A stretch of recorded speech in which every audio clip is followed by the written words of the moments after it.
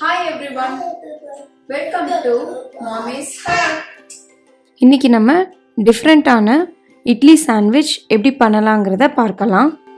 பேனில் 1 டீஸ்பூன் எண்ணெய் எடுத்துக்கோங்க, 1 டீஸ்பூன் நெய், கொஞ்சமாக கடுகு உளுந்து பொரிஞ்ச அப்புறமா 1 டேபிள் ஸ்பூன் வெங்காயத்தை இந்த மாதிரி கட் பண்ணி சேர்த்துக்கோங்க. 1 கேரட்டை இந்த மாதிரி துருவி சேர்த்துக்கோங்க. 3 table spoon beans, 3 table spoon பட்டாணி, காய்க்கு தேவையான அளவு உப்பு எல்லாத்தையும் மிக்ஸ் பண்ணி விட்டுக்கோங்க. நீங்கள் உங்களுக்கு விருப்பமான காயை இதில் சேர்த்துக்கலாம். நல்லா காரமாக வேணும் அப்படின்னா பச்சை மிளகாயை சின்ன சின்னதாக கட் பண்ணி சேர்த்துக்கோங்க. 1/2 டீஸ்பூன் சாம்பார் பொடி, அப்படி இல்லைன்னா குழம்பு பொடி சேர்த்துக்கோங்க. நம்ம ரொம்ப நேரம் குக் பண்ண தேவையில்லை, ஜஸ்ட் ஒரு 2 மினிட்ஸ்க்கு மட்டும் அந்த பச்சை வாசனை போகிற வரைக்கும் குக் பண்ணிக்கலாம். இப்போ 2 மினிட்ஸ் ஆச்சு, ஸ்டவ்வை ஆஃப் பண்ணிடலாம்.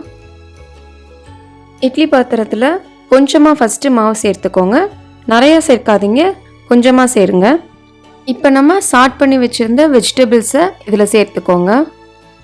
இப்போ வெஜிடபிள்ஸ் மேலே கொஞ்சமாக மாவு சேர்த்துக்கலாம்.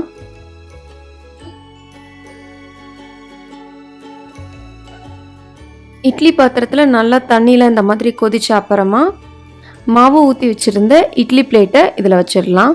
இப்போது லிட் வச்சு க்ளோஸ் பண்ணி நமக்கு எப்போவும் 10 இல்லை 12 நிமிஷத்தில் இட்லி ரெடி ஆயிரும் இல்லையா, அதே மாதிரி குக் பண்ணிக்கோங்க. 12 நிமிஷம் ஆச்சு, இப்போ ஸ்டவ்வை ஆஃப் பண்ணிடலாம். ஓப்பன் பண்ணி பார்க்கலாம். சாஃப்டான சாண்ட்விச் இட்லி நமக்கு ரெடி ஆயிடுச்சு. காய்கறிலாம் போட்டிருக்கனால குழந்தைங்களுக்கு இது ரொம்ப ஹெல்த்தியான ஒரு ரெசிபி. இட்லியோடு சேர்த்து அப்படியே சாப்பிட்ருவாங்க. நார்மலாக ஒரே இட்லி சாப்பிடாம இந்த மாதிரி டிஃப்ரெண்ட்டாக ட்ரை பண்ணி பாருங்கள். இந்த இட்லியோட நல்ல கார சட்னி வச்சு சாப்பிட்டிங்கன்னா ரொம்ப சூப்பராக இருக்கும். காய்கறியை நம்ம இட்லியோட வச்சு வேக வைக்கிறனால ரொம்ப சத்தாக இருக்கும். கண்டிப்பாக இந்த ரெசிபியை ட்ரை பண்ணி பாருங்கள். லைக் பண்ணுங்க, ஷேர் பண்ணுங்க.